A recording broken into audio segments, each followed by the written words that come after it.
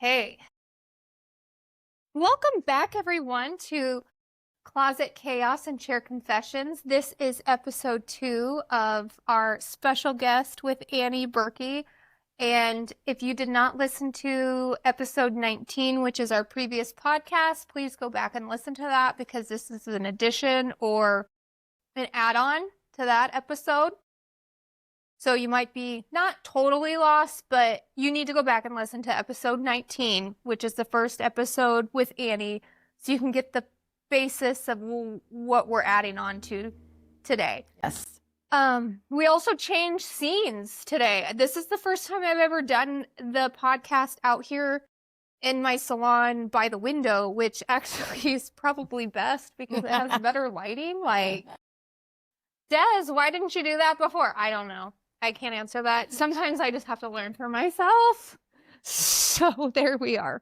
So welcome back, Annie. I'm so thrilled to have you back. First of all, last episode was incredibly powerful. I didn't even realize how much it was going to hit me or hit other people when I listened back and talking to others. I know we kind of talked a little bit before we came on camera, but it really stirred something up inside of me, and I know it did a little bit for you, but let me ask you, what feedback or what did you think about the podcast after you listened to it, or what did your family and friends say to you? Well, so I went back and I watched it, and I couldn't help but tell how red I was. So you're probably glad we're out here too. So red. Don't go tanning before you do a podcast. Rule number 1. No. I watched it myself and I think I, for the first time, took myself seriously. Yeah. Up until that moment, which was when you emailed that to me, I have always second guessed myself, and that's just a product of, my mental health struggles. I've always been in this place of struggle, and our culture today sometimes by default looks down on people that struggle. Mm-hmm, mm-hmm. And I don't believe that anymore about myself after that podcast, after seeing that podcast. I think I saw myself in a different light finally. And just doing that was a game changer for me. Yeah. It's quite amazing because, like I said, it really hit powerful to me because I kind of started reflecting back on things in my life. Like I said to you before we came on air, I remember you trying to tell me when we were younger too. And I feel really bad about that. And that's something that I never even it never even dawned on me because I was a little bit younger than you. We were friends, obviously, like we said in the previous podcast, our moms were friends. We grew up together, but I didn't understand and I didn't have but that doesn't make it right. I'm just saying people, you need to be more aware because listening to it back and listening to her talk yesterday or last week, excuse me, I've re-listened to this podcast over and over and over again. And I've even had discussions with other family members about this podcast because I sent it to them to listen to, as I always do. But this one was probably the most powerful one yet to me. And I feel like as a society, we need to step up. And we have been so blinded. And it really opened my eyes. So Annie has a message, a huge message, and we're going to continue to go into that. But I want to tell you guys right now, there have been situations in my life where people have tried to tell me that they're hurting or that they've been abused or that they are in trouble. And I have ignored it. And it was either because we didn't want to get involved. It was either Not my business. not my business. Yeah, like not my business. I don't know what to do about it. Like, I don't understand. You need to help these people, because I'm going to get into some of these questions about where Annie felt at this time in her life when people weren't helping her later on in the podcast. And I think we need to be helping people more and listening more and observing more. Like she just even said in her last podcast too, she was in second grade, first grade, second grade, and you stood up on top of a desk. Second grade. And undressed yourself, and nobody asked. No one has that recollection because the moment was absorbed, I think, by the school, because it never got back to my parents. Otherwise, I would have gone through, honey, what happened today? None of that ever happened. Mm-hmm. I don't have any recollection of anything coming from that moment or any moment, really. I just was always kind of looked at as a fuck up. And that makes me so angry. Like, it actually made me angry listening back, like reflecting on like things. I can't even imagine where you have been these last several years trying to like work through it all. It's fucked up, you guys. It's fucked up. And it's happening, and it's happened for years and years and years. And people haven't done anything about it. And we need to start doing something about it. We need to start talking about it. And we need to start getting involved and not being afraid to step up and say something. I smile and laugh because it's like being able to breathe, knowing someone else is picking up what you're putting down. Mm-hmm. I think Alanis Morissette said it best in her one of her songs. She wanted somebody to catch her drift. Mm-hmm. And you just caught my drift. Thank you.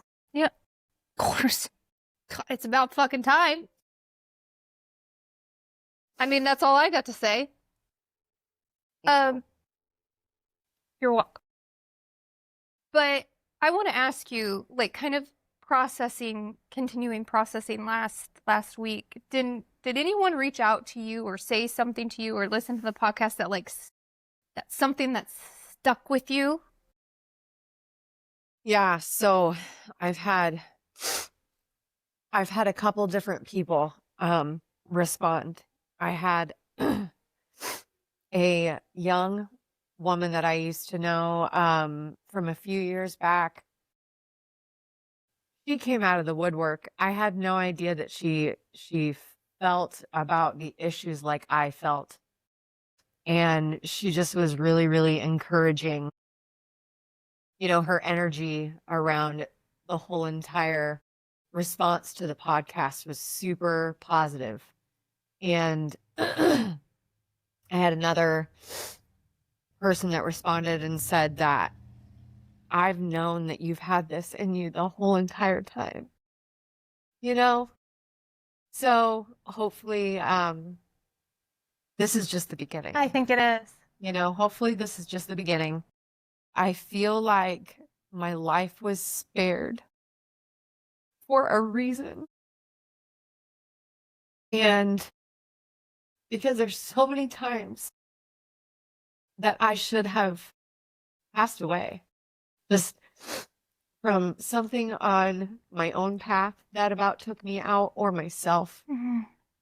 It just never worked.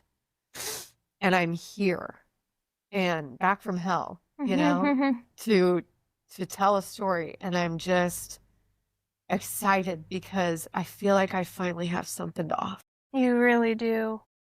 You really do. So this is kind of a good, like, segue into that, because I know we've kind of talked, like I said, off camera, and we're going to get into this a little bit later in the podcast too, but what, if anything, and I have a feeling it has because of our talks outside of the podcast, but Has anything shifted for you since our last conversation last week? Shifted. Oh, it's like I walked through a threshold. Mm-hmm. And it all changed after I saw myself. And I was like, that chick knows what she's talking about. Like, there have been moments where I'm going to bring it up. I have sales that I do, Norwex sales, Monet sales, Yep, right? yep. Like, there's a realness factor that I must adhere to. It's just part of my personality. Yeah. Right. And it was like walking through a threshold. Mm-hmm. And like I've seen myself be in situations before where I've had to sell certain things, Mm-hmm. right? Mm-hmm. Mm-hmm. And this is not something that is sellable. Like it's priceless. Mm-hmm. You know, all of this grit and experience and hardship and crushing, like you don't sell that. That is something that is worth what it is forever. And I used to believe that I just had it and it was just a part of my lifestyle and my lifespan. And ever since last week, I believe that I can do something with it now. You absolutely can. Like that's the threshold that I'm walking through. Mm-hmm. I feel like. Yeah. Well, and you said something just now that is what everybody is truly craving, and that is the realness of you. Like, you are who you are.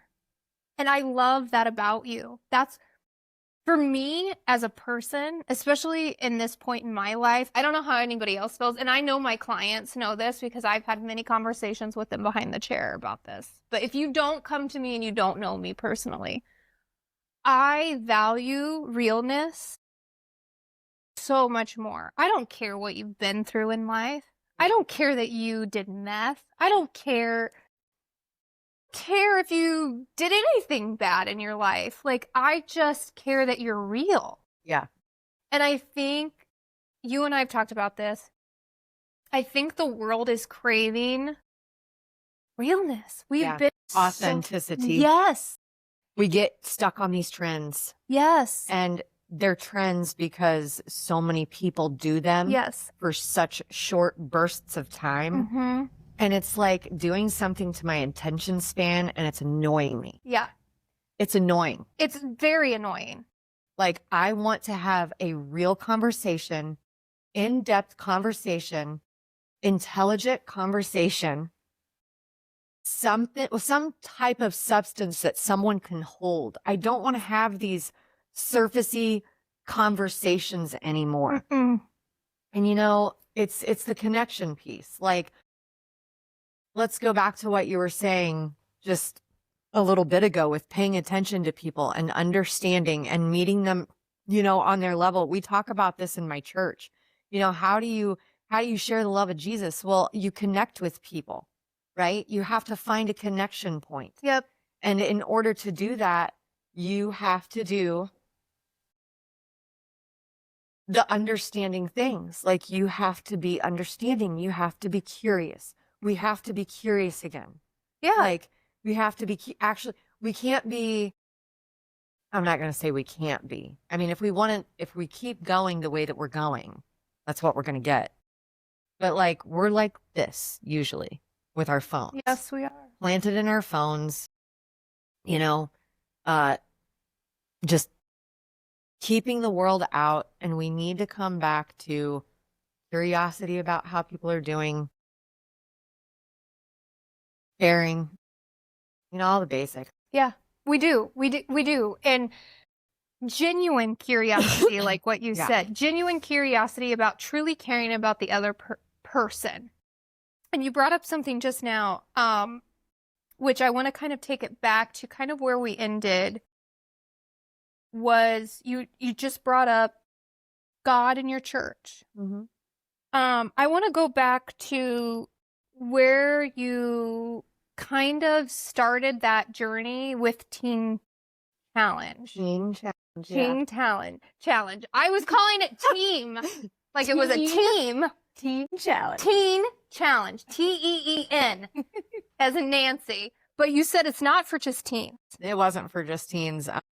Well, apparently. It started back in the 1970s. There's a book about it called The Cross and the Switchblade. And Wilkinson, I think Don Wilkinson was the leader of this movement, basically. And there was a bunch of like cocaine and crack addicts in New York back in the 1970s, and they were a bunch of teenagers. And he was this preacher out of like Pennsylvania. I could be wrong. Fact check me if you want. But the idea is that he believed he was called by God to go into the heart of New York and start helping these teens get off drugs. And he called it Teen Challenge. And there's like all kinds of teen challenges worldwide now. Wow. Yeah. So the teen challenge that I went to was Minneapolis, Minnesota in 2007. I showed up January 2nd, 2007 with a couple cigarettes in my cigarette box and I think a joint. And because I was scared to death of not doing anything. Yeah, well, yeah, you had to. And I smoked them 2 cigarettes down and I went into the program and I shed my meth addiction. And it was, like I said, the final resting place back in the first episode of that addiction. But yeah, that's what that program was.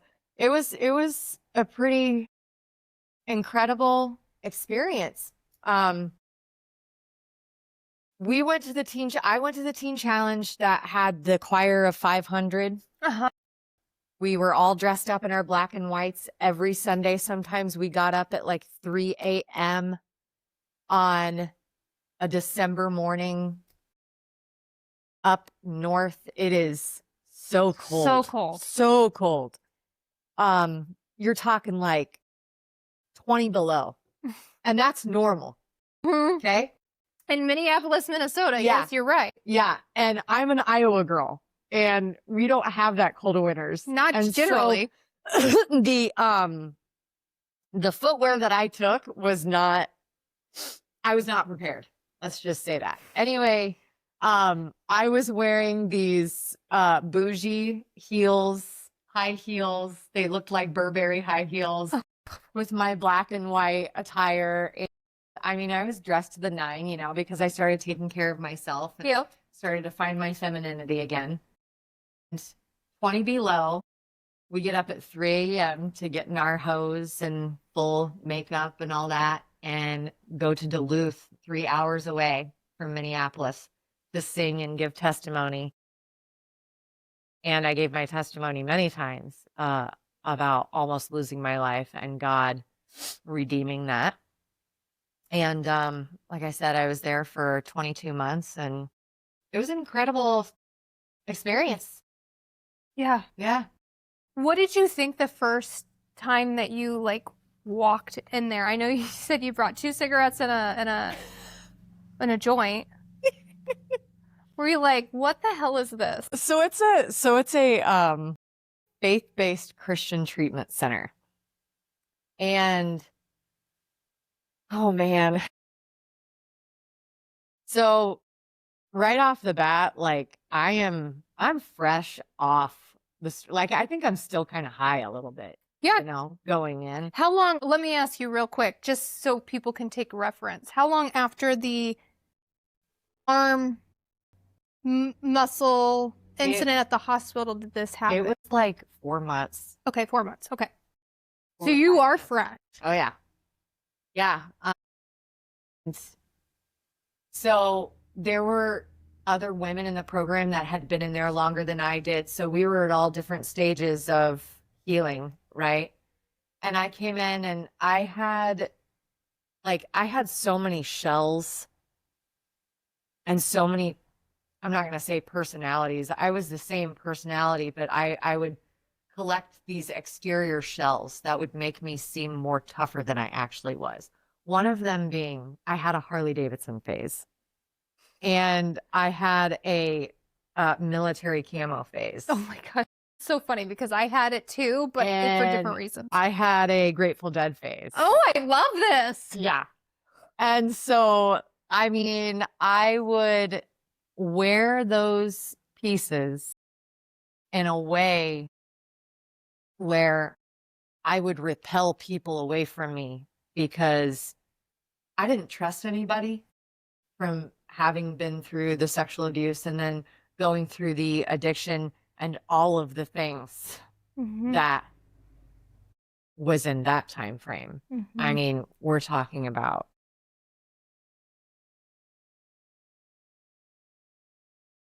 manufacturing, selling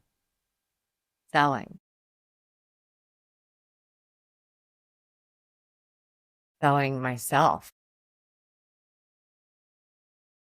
I'm thinking like rethinking all of this. Yeah. Because I haven't thought about it in a really long time. I caught myself on fire one time. Oh yeah. Making it? Yeah. Yeah, with battery packs. And it got too hot. There was just so many times where I could have lost my life. And I just didn't. Thank God. God. I mean, but here's the thing, like what we were talking about. Like there's a reason you're still here. Yeah. Yep. Annie, you are so this is something that I reflected on after the last podcast. I always knew you were talented. I always knew you're beautiful. I always knew you were intelligent, but I really saw it and I really felt it truly, truly, truly. Like how well spoken you are and how real you are when you talk about this. And it's so vulnerable. And I know this can't be easy for you. You know, I look at the surviving that I've done.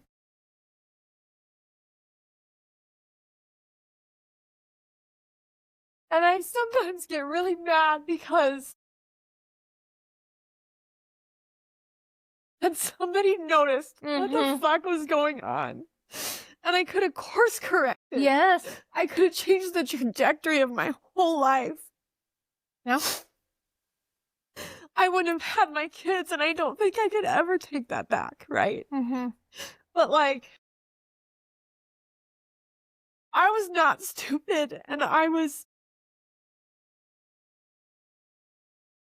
the hard time that I had in school made me look like a fuck up. And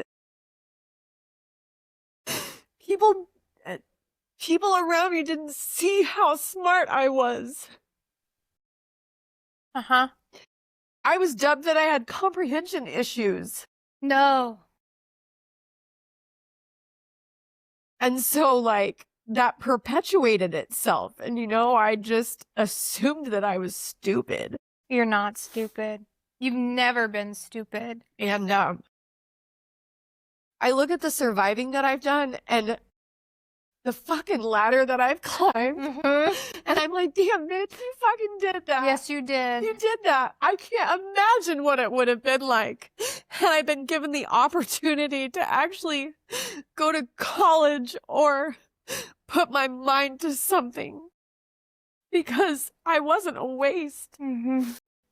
Yeah. No, you weren't. You just were not given. You were not given the opportunity that you should have. It wasn't understood.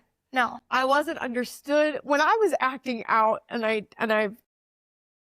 tell the adults, I'm a fucking adult. I tell the people around me in my circle, that have been there for a very, very long time that are older than me. Me acting out wasn't me trying to make your life a living hell. It was me not having the verbiage to tell you that I was having such horrid shit done to me. Yeah. Like, I was acting out as a last ditch effort to get someone to be like, what is, baby girl, what are you doing? Yeah. No one ever said it to me like that. So let this be your wake-up call. If you have somebody in your life that is acting out and you're like, they're just a fuck up, they're just a problem child, maybe ask yourself why.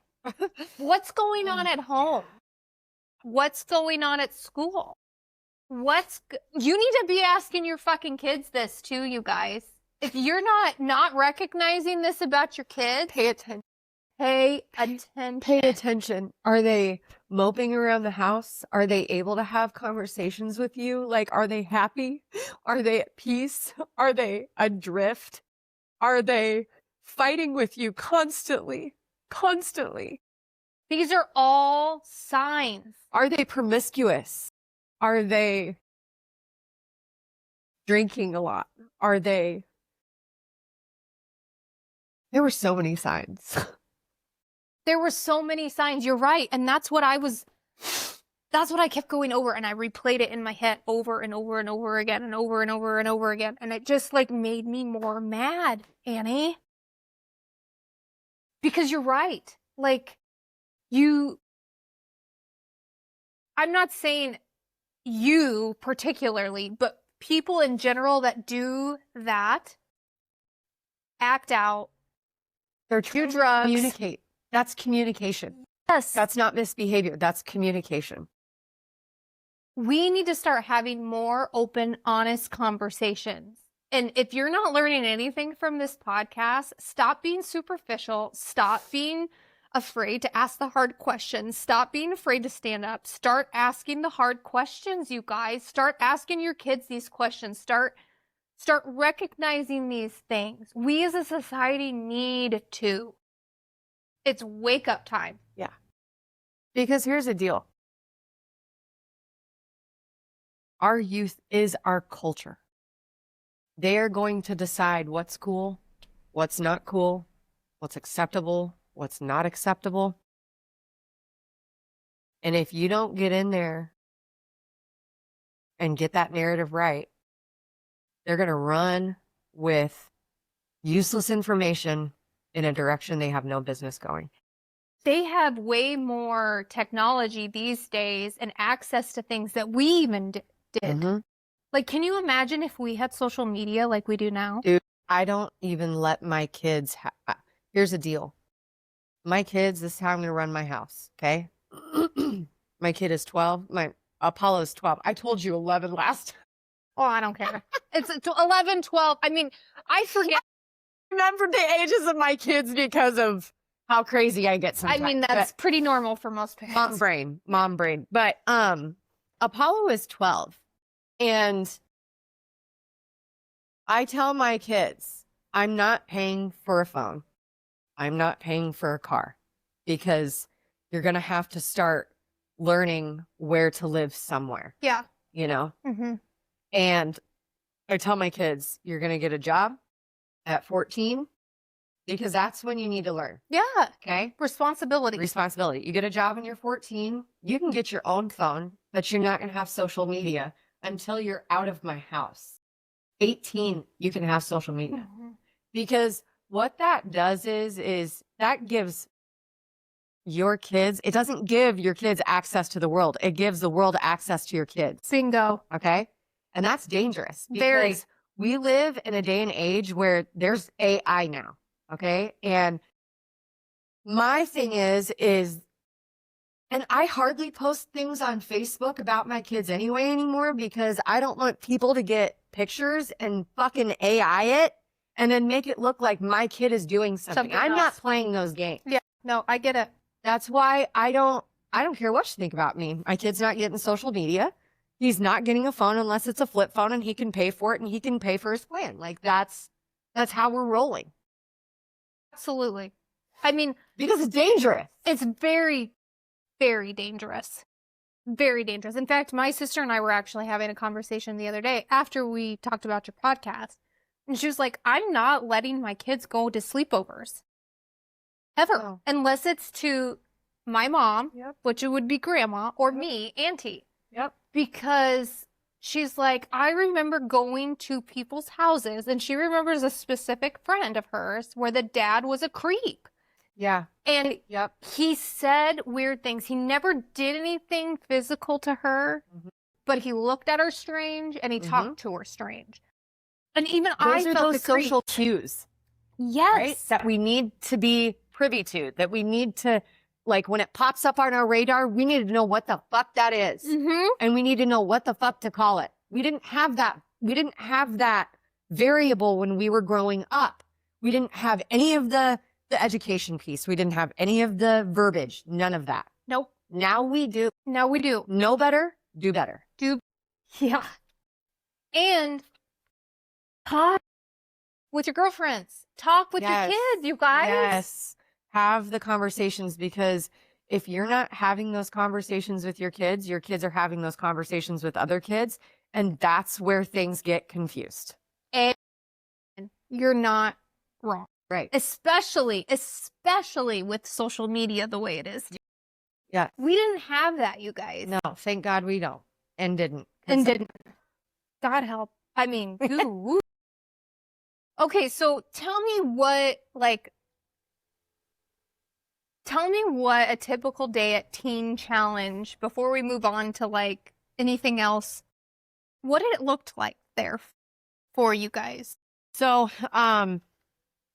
you woke up at like 6 a.m. and you got ready.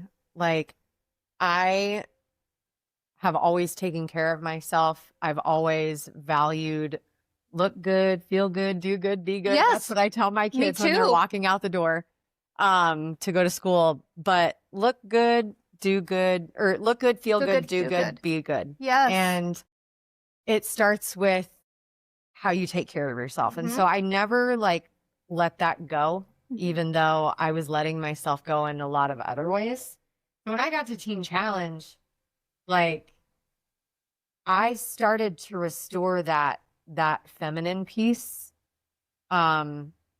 outwardly, because I started feeling better about myself. So I would get up and I would get ready, and when I was on drugs, like, I'm going to be real with you. I wouldn't shower for days upon weeks, because you just don't. You're up for a strand of days.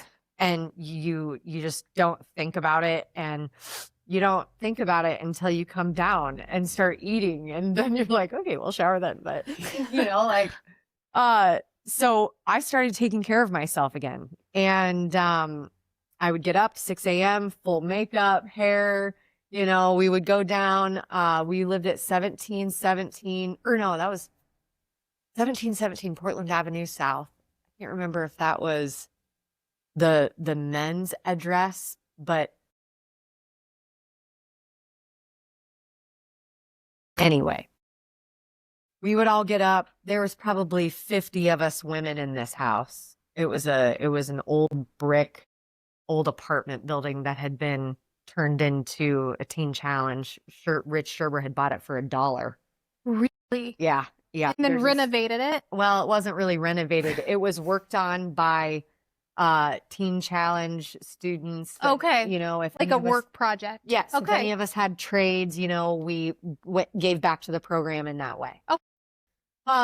But anyway, I was in a house of 50 women, and that was really, really good in some ways and really, really bad in some ways. Because if you could imagine, like, we're all coming off drugs. Yeah. Some of us are going through menopause. Some of us are right out of being a teen. It was just a free-for-all of chaos. But we were healing at the same time. And together. And like, there was this camaraderie with the women. at Teen Challenge.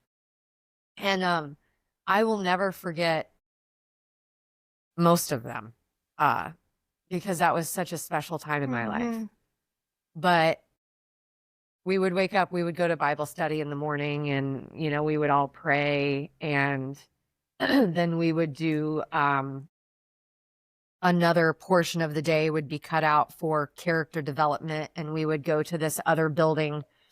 And first we would go in and we would have chapel, and, you know, someone would come in from, you know, the Minneapolis area that was faith affiliated, and they would give their testimony, and, you know, we would worship, and then other days all the men and the women would get together at different houses, and we would do the same thing in a bigger chapel that was happening on different days.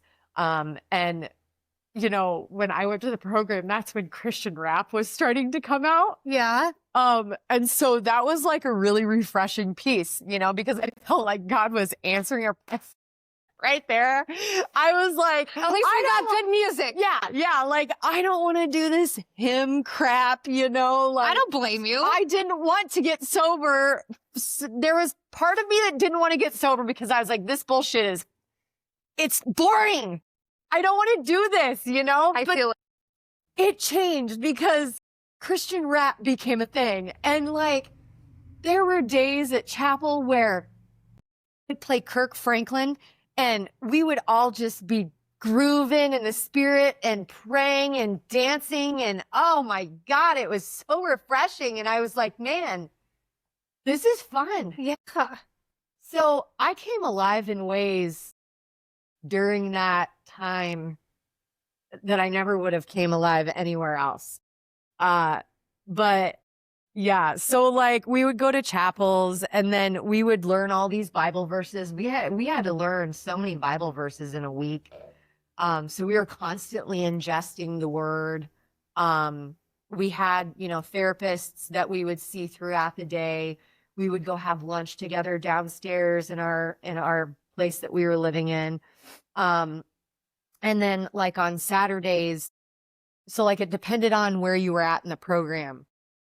If you were 4th level, you could do the buddy system and you could go out into the inner city of Minneapolis. Okay. Okay. And so that was really cool because I was this country girl and I was a city girl. Yeah. You know, and I was walking downtown In Minneapolis. In Minneapolis. And oh man, I hit up Suntan City so many times. Caribou coffee. Yeah. And oh man. Little things in life that mean. Yes. And so I was able to like experience a level of freedom on so many different levels in that experience. Let me rewind a little bit. So there was during our day when we were so far in the program, we hit this point where we would do healing for damaged emotions. And that's when we would go in, all of us that were in that class for that time, and we would get really, really honest, like we are now. Mm-hmm. And we would let out some of our most heinous secrets. And it was like the threshing floor of shit gone wrong. Mm-hmm. You know, like all of us were just taking all of the black ick from us and just putting it out there. And I mean, there were times where I was like, oh man, I'm not as bad, you know, like, but we were all getting honest. How did that feel? Well, did it feel freeing or did it feel? It felt like we're being honest, right? Yeah. It felt like I had went to do a spiritual operation, and that was the room that I was going to be cut open in.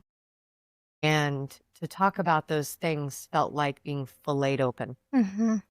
Completely exposed. It wasn't like getting wound after wound after wound and opening that wound up a little bit and then getting it affected. And I'm being metaphorical here. Through life, right? Like I'm super metaphorical sometimes, so you gotta have to follow me here. That room and healing for damaged emotions felt like a very clean slice open. It was a safe place we could let our things out here. But it was a painful process and cleansing process at the same time. Like, it's such a dichotomy healing. Like, you have to be able to face bad things, but be able to heal from so many of these bad things. And the healing is such a good thing afterwards. Like, it's liberating. Yeah. And so it was one of those experiences it was bad and good all at the same time, you know? So yeah, so many things happened during those days. Like, we packed so much into those days. Did you feel like you were missing meth at that time?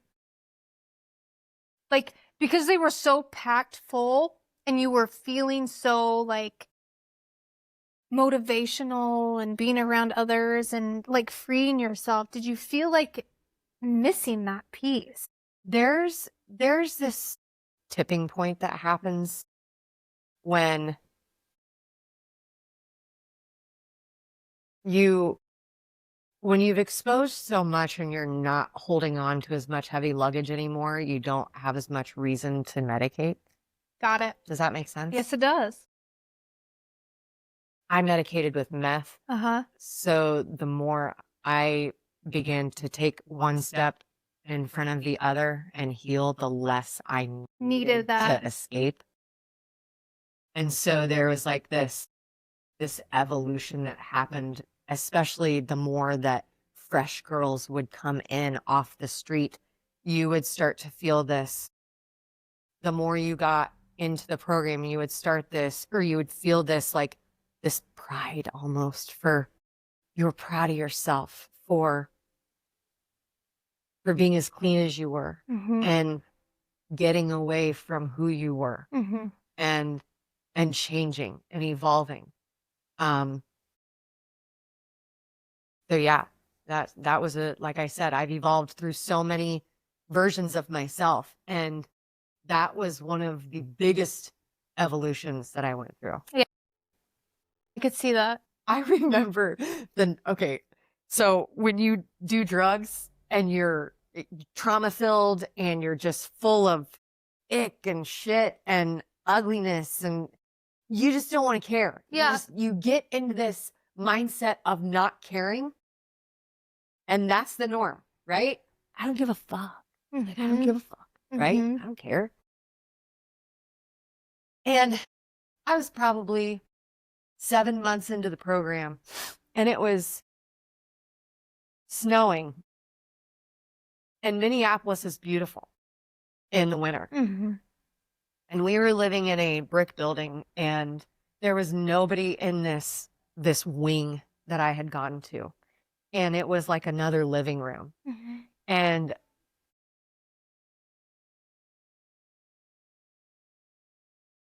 I remember being there by myself and watching the snow come down. And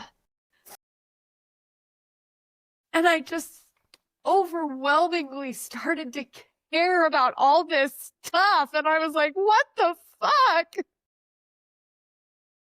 I was like, this is the feeling I have been trying to avoid for so long. And I knew that I was crumbling in a good way.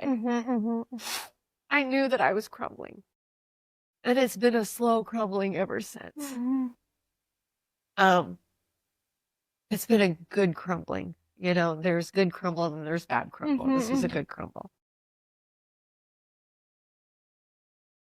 Again, you got me. You're almost speechless, just like last time. Like, I'm feeling you. I'm envisioning you sitting in this living room and the snow falling down, and you just like having this epiphany. Like, yeah, it was a huge epiphany. Yeah, like this is.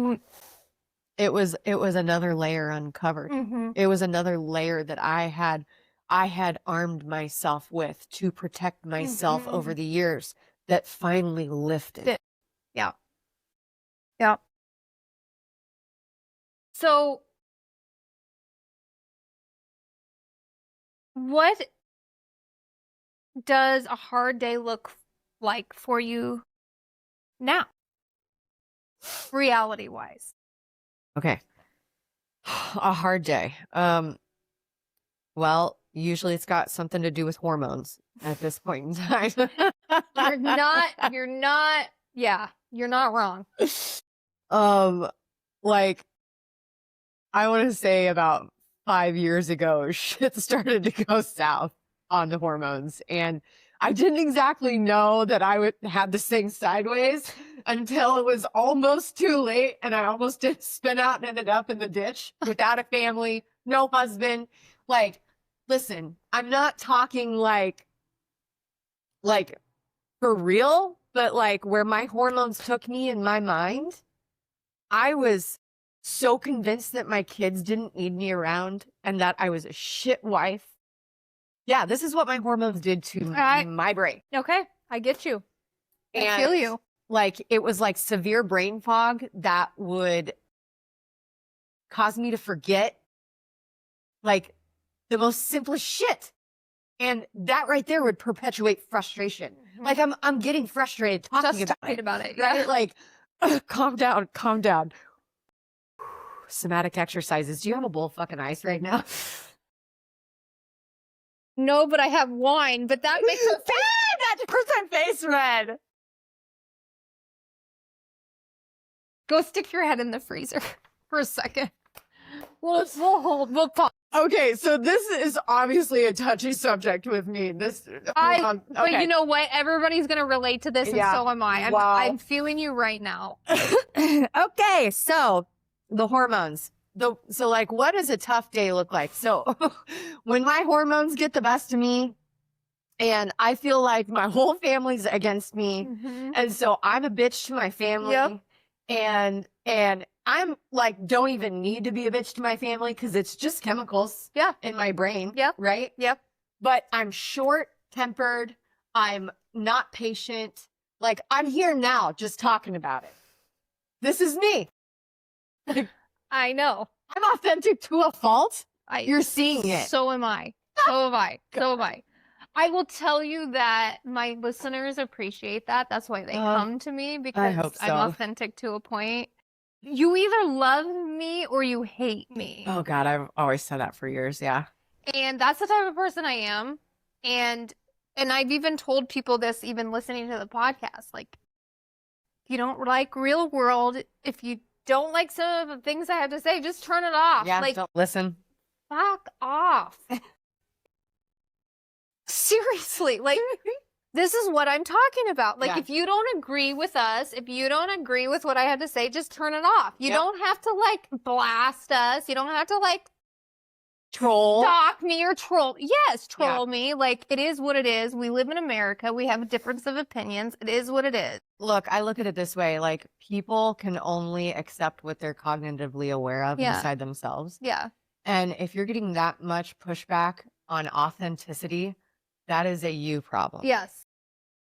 That is a you problem. And I will tell you, you are 100% spot on there, because it is a you problem. It's 100% you problem. And the reason I know that is because I would say that's a they problem. Because, I get. But I also will say that, like, when you live life, when you've gone through stuff, you're less judgmental towards others. Yeah. So I will say, like, at a fault, I was more judgmental towards people probably even 5 years ago, because I hadn't truly, like, reflected and lived life. And once you've actually done that, and the problem with you, and this is what I meant to say a few minutes ago, was that you weren't fucked up, Annie.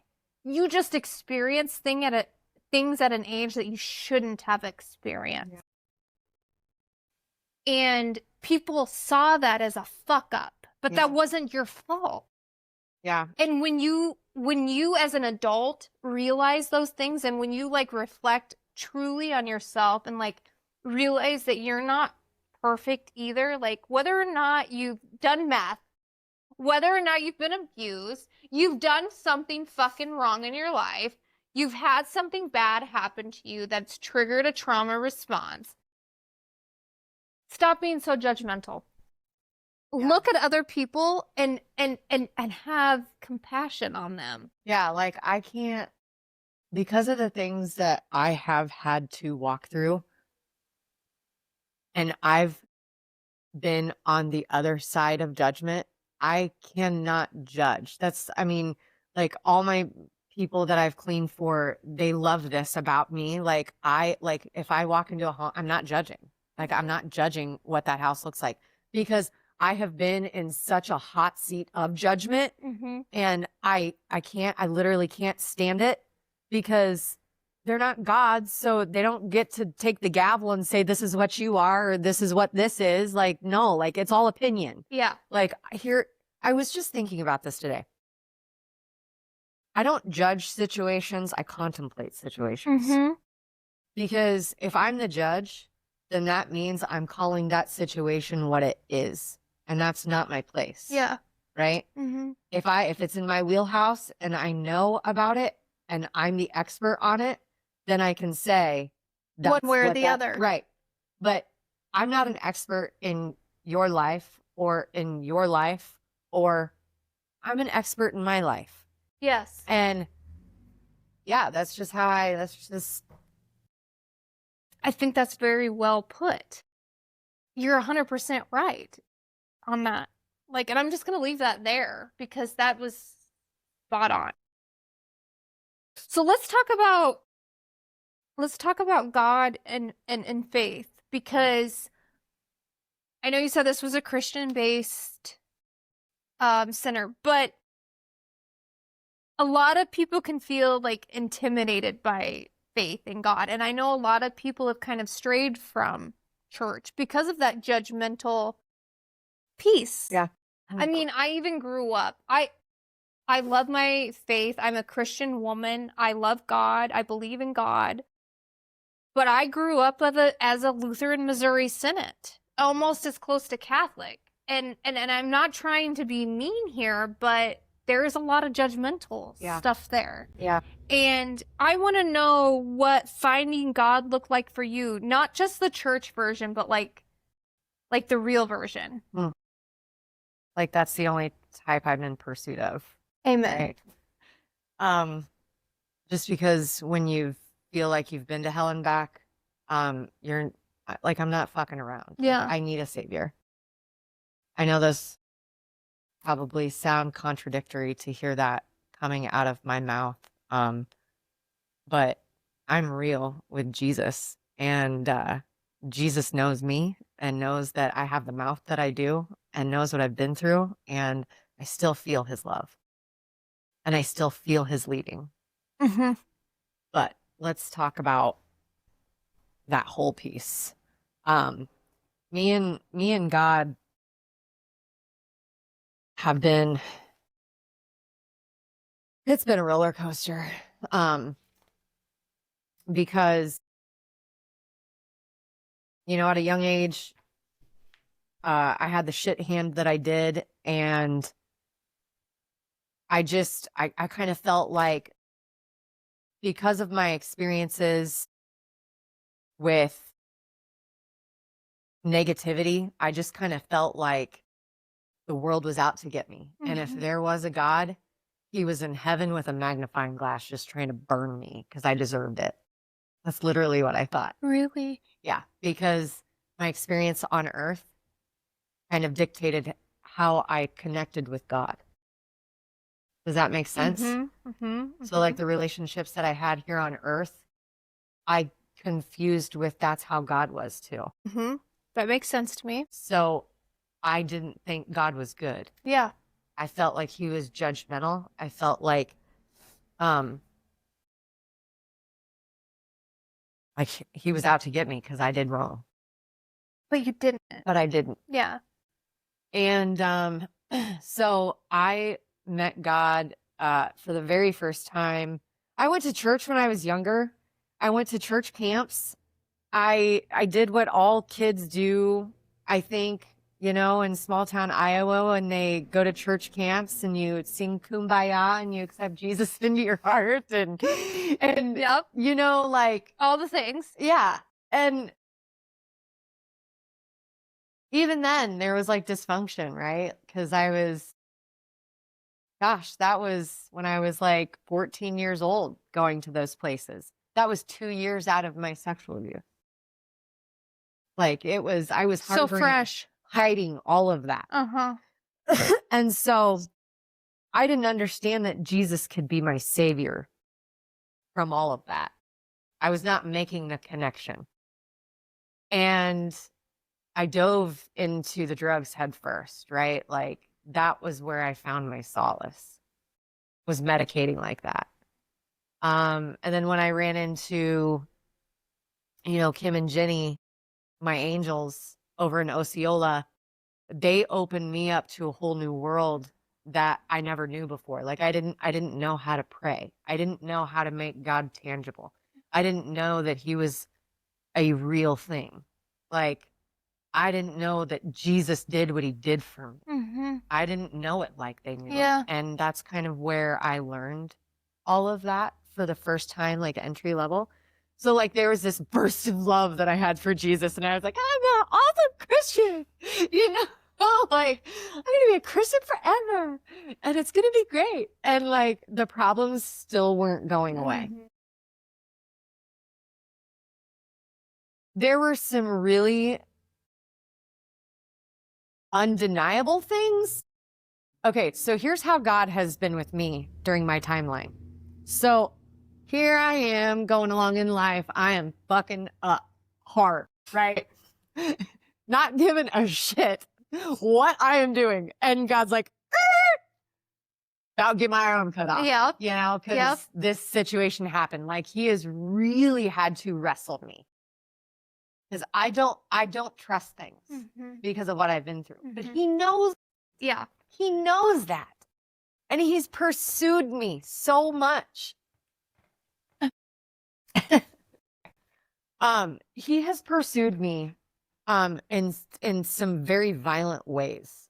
Like he's really had to shake me loose a couple times from some strongholds, whether it be from addiction strongholds or whether it be from relational strongholds.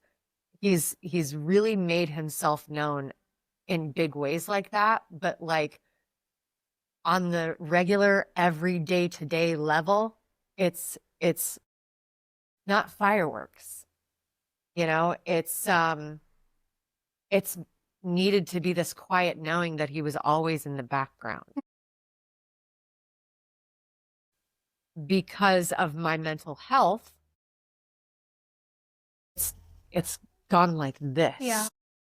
And so that kind of brings me to the kind of other passion that I have that I do want to talk about. Yes. And it does happen to be about the church and mental health.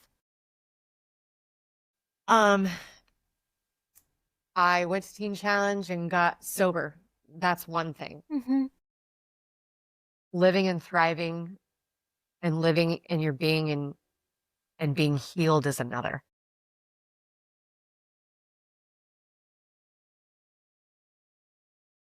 I came out of Teen Challenge and I wasn't addicted anymore, but I also wasn't happy. Like I wasn't settled and satisfied. And I kept going to church because that's where I knew to get help. That's where I experienced getting help and where I experienced it actually working. So I thought, I'm going to apply this problem to the church and it's going to help me and it's going to fix it. And I did it for 17 years. So I got sober 21 years ago. For 17 years, up until just a few years ago, I had battled mental health, calling it a spiritual problem.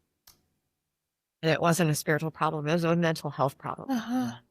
And I kept going to the church, desperate. Please help my family. Please help my family. We just don't function the right way. Like I would have these conversations with, these women at church. Oh, I'll pray for you. I'll pray for you. And I'll pray over you. I'll pray over you. And, it wasn't like not all those relationships were surfacey relationships, but you could tell that there was this culture of Christianese happening, and we all had cute things that we said, Mm-hmm. but it was lacking depth. Mm-hmm. It was lacking engagement. Like I tried to put myself in the middle of these people's lives and do life with them, but they didn't want to do life with me because there was always something off with me. And it was my mental health, Mm-hmm. right? But no one had the guts to be like, Annie, I really think you need to go see a therapist. Mm-hmm. Like, no one said that. And no one will in the church because everyone thinks that Jesus fixes everything. Mm-hmm. And he never said in the Bible that he was going to fix everything. Yeah. It never said that. No, it just you're right. said that it offers this amazing opportunity to have this relationship with this creator that cares and loves about you like he does. And have eternal life. And have eternal life. If you believe in him. That's right. Yeah. That's right. That is a completely different thing Yeah. than mental health. I was so mad at the church for not having that peace. And not being able, like, I had so many people prophesy over me, and I had so many people say, this is what the Lord said, and this is what the Lord said, but yet you couldn't tell me that I needed to just go see a therapist. Yeah. Like, it was like so far up here. But again, I think that's where our society lacks Connection. and education Yeah. and knowledge, because there's so much judgment on getting help through a therapist. Yeah. Like, you should just be able to work through it, believe in God, and all those things are prevalent and real and true. Yes. But there are other things that you also need to do sometimes. Like, when you're at the church, people are so like fruits of the spirit, like love, joy, peace, patience, kindness, gentleness, faithfulness, self-control. Like, if you're not functioning in those, it's almost like you're not part of the group, you know? It's like a clique, almost. It is almost. It's almost exclusive. And it's almost taboo to open up subjects like that at church because, It's against the Bible. well, it's almost like people get uncomfortable when you talk about like you and your husband fighting or, you know, cheating or drugs or right, impure thoughts. right, We all have them. right. By the way, Yes. but it was almost like I was trying to like break through inside of the church walls to talk about these issues, but nobody wanted to talk about them with me because they wanted to talk about how happy they were because they were in love with Jesus. Yeah. And I'm like, happy for you. Yeah. You know, happy for you. I want to get there too. Even though I'm over here struggling and just trying to keep above water, you say you love Jesus, but you can't even see me. Yeah. Yeah. Like, you can't even see me. Yeah. And I deconstructed. I walked away from the church 4 years ago when I started my healing therapy process because the church kept saying to me, be careful with that secular therapy. It could lead you that you could be led to the devil. So I stayed away from therapy for a very long time. Because of that. Because of that. Interesting. Just let Jesus take care of it. We'll pray for you. We'll pray for you. And I let that go on. My kids suffered from that. My husband suffered from that. So let me ask you, what would you say to someone who's been hurt by the church or doesn't quite trust it, or maybe is in the place where you were and they're being told, don't seek out therapy because it might lead you to the devil. First of all, we live on earth, which is God's footstool. Bad shit happens here. It just does. So like you can be as spiritual as you want, but spirituality like is something that happens on the inside of you. And we are humans. We are in flesh. So we live on earth and it's like things are tangible here. So if you want to heal, you've got to move. You've got to use your resources here on earth. Let God lead you. And you know what? I went to a very unconventional therapist, according to the church, and she was the most effective therapist I've ever been to. The church would have considered the therapist that I went to very secular and very dangerous. And I experienced a level of freedom that I've never experienced in my life. And that had God's signature all over. Like he led me out of the church to heal me. It was almost like he led me into the desert to figure out whatever I needed to figure. Mm-hmm. And then he brought me back in. Like, so my kids brought me back. Because like I didn't believe in God so much that I started believing that there wasn't going to be a heaven. And like I was watching these Instagram reels of some agnostics, and I was like, I feel like that's where I fit now, right? Like I feel like we just are beings on this earth for a certain amount of time and then we go to the ground. Like, and this is all the time that we get. That's what I believed. And so I became obsessed with my kids because I was like, man, if like this is the only time that I get, right? Like I want to heal for them. I want to love them to the best of my ability. Like this is it. And I just spun out on that, man. Like I was becoming very, very obsessed in all of their comings and goings and to the point where it was like my husband was feeling very left out. It was very, very unbalanced. Mm-hmm. And I could feel myself start to like tip in a different direction and not in a healthy one. And like I'm standing in my kitchen and I'm looking at my daughter, Vanna. And I'm like overcome with sadness because I'm like, damn, like there isn't a heaven. So this is all the time that I get with her. And out of nowhere, this like voice that was not mine says, see, this is why you should love me more than you love your kids. And I was like, you spoke to me. And I was like, man, there you are. Yeah. I've been waiting for you. You are real. Yeah. And from then on, I swore to myself that I wouldn't have anything to do with the Christianese. I swore to myself that moving whatever fractured lens I was believing from before, the healing had caused it to become unfractured. And I knew that moving forward, I would be able to see God clearly for who he is. And I'm not settling for anything else that is inauthentic or that is fake because I can't fuck around. Like this is life and death for me. It has been life and death for me. Yes, it has. Yeah. Wow. Okay. So let's talk about what's next. This is a real fucking story.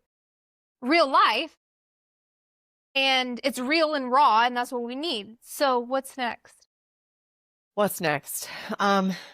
So ever since this podcast, like I said, like I have begun to see myself in a different light. And ever since I watched myself talk about the things that I personally know about best, like this is my jam. This is what I know about. Like I beat addiction. I beat addiction 21 years ago. I have a husband that also struggled with addiction. and he no longer uses. So I'm 2 for 2, right? Like, I feel like I'm in a really unique position, knowing all the things that I know, knowing what I've been through and what I've had to climb through, and I feel like I have the blueprint to heal.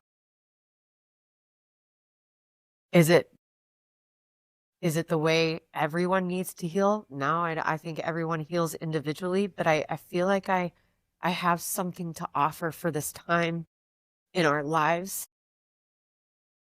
I want to educate and bring awareness to mental health struggles, how it moves through our schools, how it gets mishandled,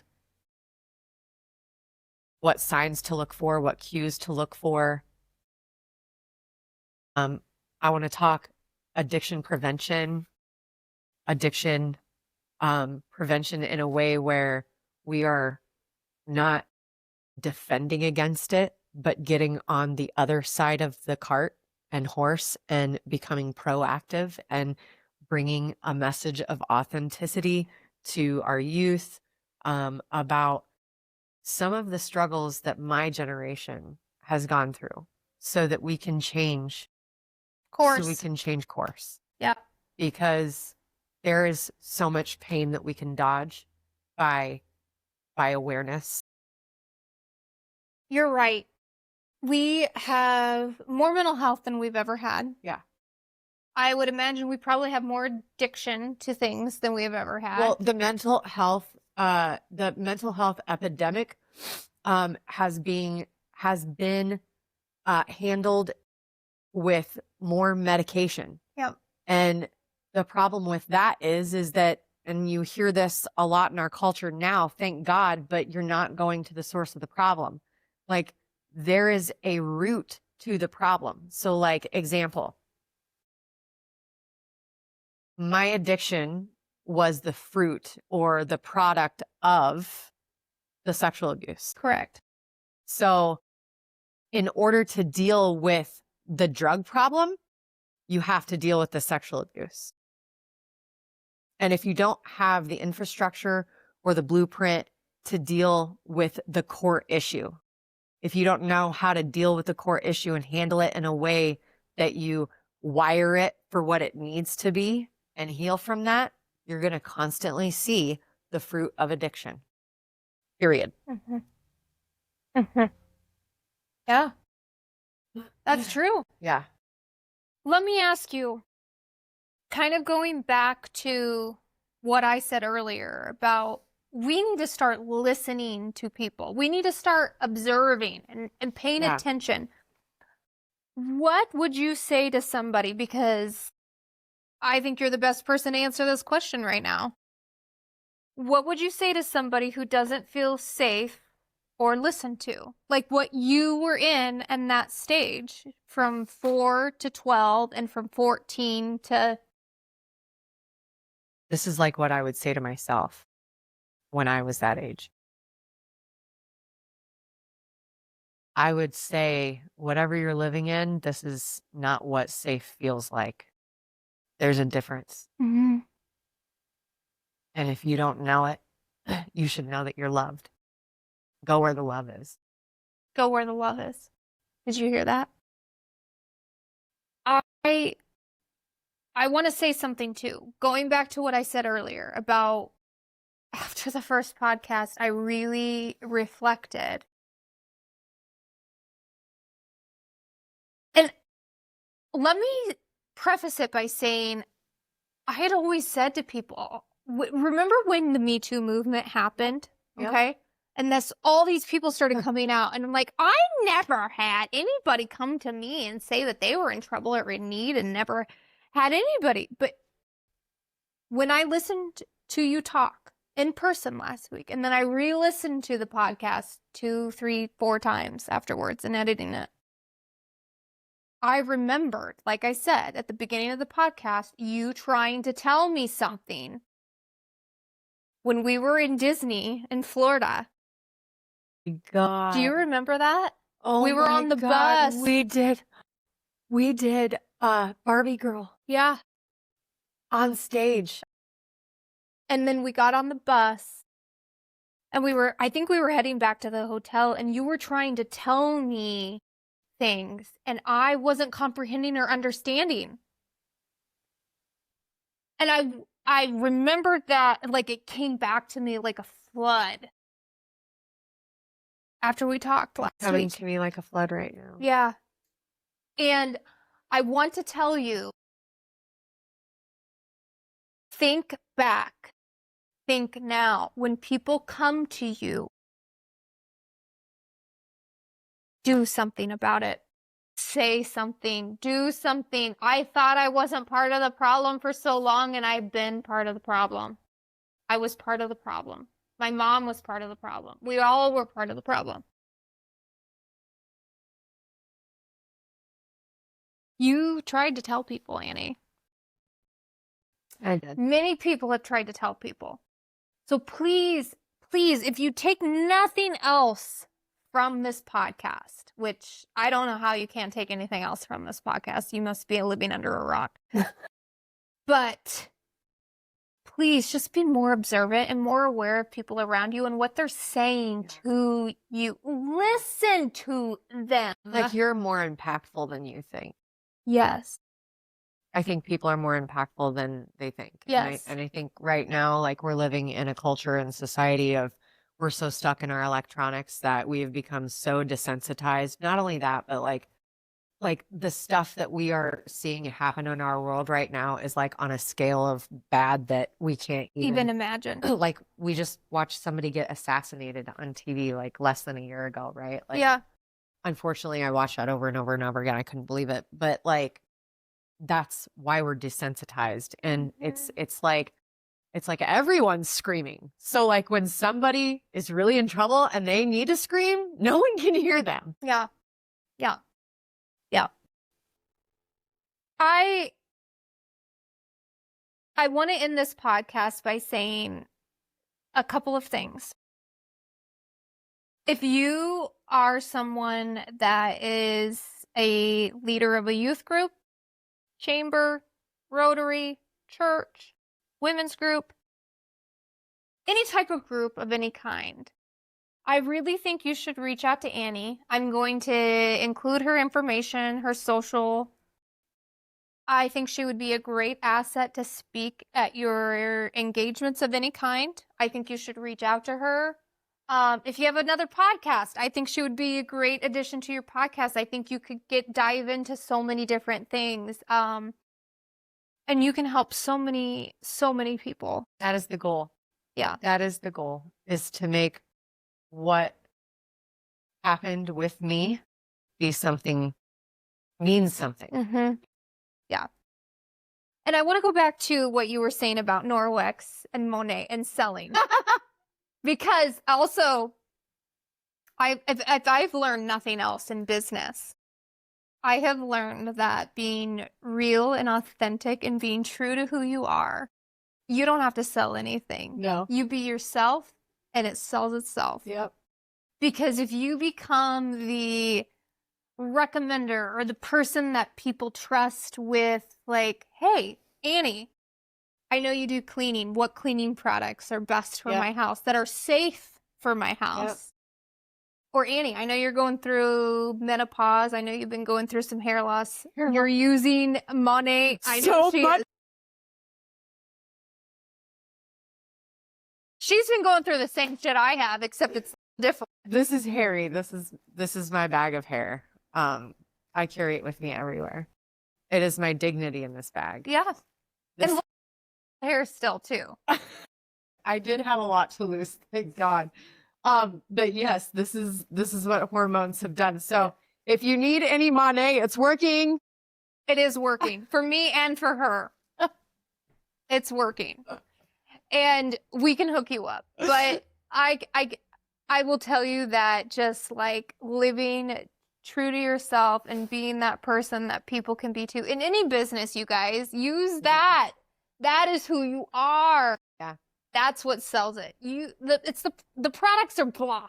Like, they're great. Norwex, I've used Norwex. I've ordered. Norwex is the shit when it comes to cleaning, because it's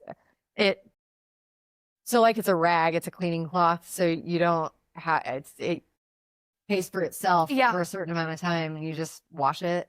Mm-hmm. Money is another really, really incredible one. product. Like I have a fuzz line at my hairline that I'm not mad about. Yeah. She's like, it's working, you Yeah. guys. It's working. Yeah, I'm like, I it's know it's working. working. Look at mine. Look at it's coming out my hat. Yeah. Ah! Like you should see it in the shower. It's so sad in the shower. Oh, don't worry about it. Yeah, hormones are A awful. bit. And we're all going through it. So just reach out to us if you need help. Yeah. All right. Let's end lastly with two last things. But anything else you would like to add before I start doing the quick fire that aren't quick fire questions? Okay. Yeah. All right, here we go. Quick fire that aren't quick fire. It's a joke that we all like keep talking about. I don't know. Something that keeps you grounded daily, Annie. Something that keeps me grounded daily. You make me really think about these questions. It's such a long pause. It's okay. It's okay. It's okay. Something that keeps me grounded. I think I reacted like this to the last one. That's okay. I would say My husband said the same thing. He's like, Des, these aren't really quick fire questions. you make me think. Mm-hmm.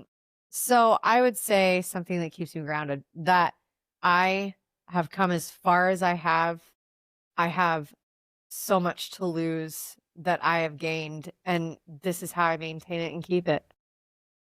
That's a really good answer. Yeah. Yeah, that's what keeps me grounded, maintaining what I've gained. Yeah. A Bible verse quote that has always stuck with you. Do you have one? A Bible verse quote. Or a quote of any kind, I guess I should say. I would say, actually, I'm not going to be fake about this. I don't have it memorized because I just ran onto it, and it is literally my new favorite verse. But Okay. just a second. Yes. I love this. Okay.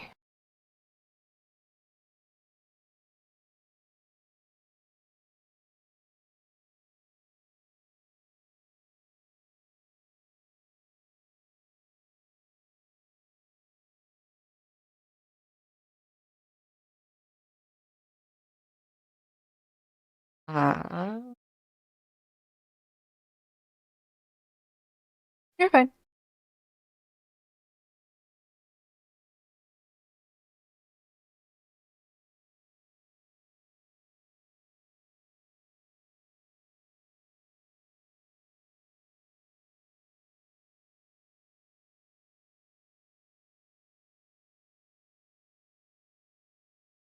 What is the Bible verse in Esther where she is being spoken to about her future and mission?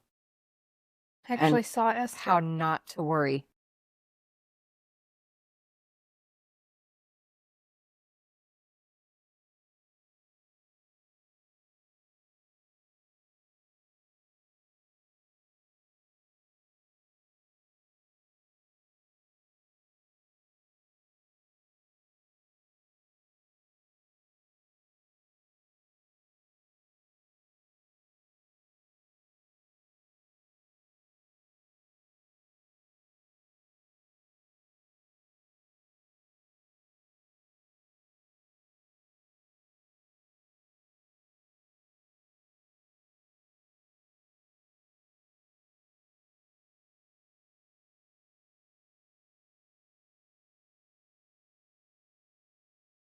Mm.